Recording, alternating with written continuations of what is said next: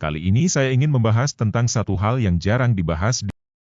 Bukan karena hal ini tidak penting, tapi sebaliknya, justru karena terlalu penting sehingga selama ini hal tersebut hanya dibuka dalam online training dan live workshop saja.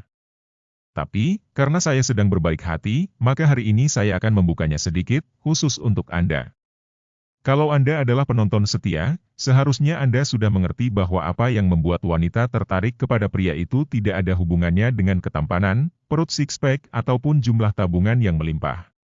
Wanita tertarik pada pria yang memiliki kepribadian yang bersinar, glossy. Salah satu dari unsur kepribadian yang glossy adalah leadership, kepemimpinan. Seorang pria glossy adalah pria yang dapat memimpin, bukan saja dirinya sendiri, tapi juga orang-orang di sekitarnya dan yang pasti, para wanita. Para ahli ilmu sosial berkata bahwa kebobrokan yang terjadi pada dunia kita dewasa ini adalah karena kita kekurangan sosok pemimpin. Stok pemimpin sangatlah terbatas.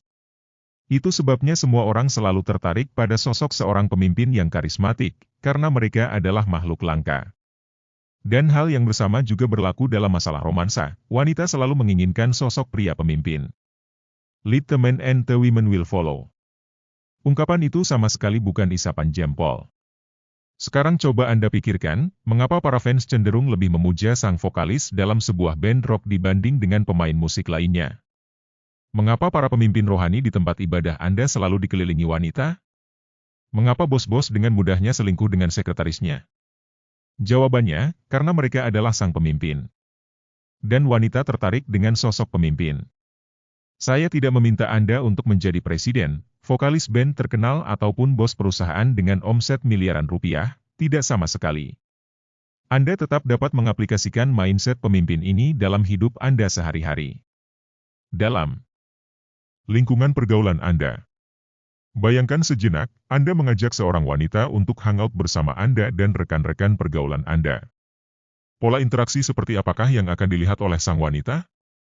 Apakah dia akan melihat Anda sebagai seorang pemimpin di tengah-tengah teman-teman Anda, yang aktif mengambil inisiatif dan membuat suasana menjadi hangat dan seru, atau akankah dia melihat sosok pasif yang hanya bisa mengikuti saja? Atau malah yang lebih parah, dia akan melihat Anda menjadi bahan bulan-bulanan kelompok Anda? Apabila Anda mengajak seorang wanita untuk pergi kencan, mungkin sekedar makan malam atau hangout, apakah dia akan melihat Anda sebagai sosok pemimpin yang tahu pasti apa yang dikerjakannya? Ataukah dia akan melihat sosok gugup, yang bingung dan selalu bertanya pada si wanita, mau makan apa? Mau nonton apa? Mau hangout di mana? Dan hanya bisa berjalan di belakang si dia dan mengikuti kemauannya. Saya rasa, Anda sering melihat kejadian seperti itu di mana-mana. Sang pria berjalan di belakang mengikuti si wanita sambil membawakan tas atau belanjaannya, sementara si wanita berjalan di depan dengan acuh tak acuh, dan sesekali berhenti dan masuk ke toko sepatu dengan tiba-tiba tanpa berkata apa-apa. Seolah-olah dia memang mengharapkan si pria untuk selalu mengikutinya.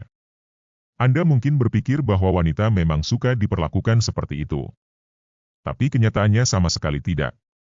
Apabila Anda punya pengalaman dalam menjalin hubungan dengan wanita sebelumnya, Anda pasti mengerti maksud saya. Ketika si wanita bertanya pada Anda, mau makan di mana nih, dan Anda menjawab, terserah kamu saja. Berapa kali kejadian seperti itu akhirnya diikuti dengan berantem dan berkelahi? Saya mengerti, dengan menjawab, terserah kamu saja. Anda bermaksud baik. Anda mendahulukan kepentingan si wanita di atas kepentingan Anda. Sebagai seorang pria, tidak masalah bagi Anda untuk makan apa saja dan di mana saja, yang terpenting adalah si wanita dapat memilih sesuai keinginannya dan merasa senang. Tapi wanita tidak suka menerima kata, terserah, sebagai wanita sangat menyukai apabila Anda berusaha untuk menyenangkan dia. Dan dengan mengambil keputusan tentang makan apa dan di mana, itu menunjukkan Anda telah berusaha, itu berarti Anda telah mengambil waktu untuk memikirkan tentang kencan itu. Coba Anda bayangkan, seorang pangeran berkuda putih yang telah melewati berbagai macam tantangan, melawan naga dan memanjat dinding istana demi menyelamatkan sang putri.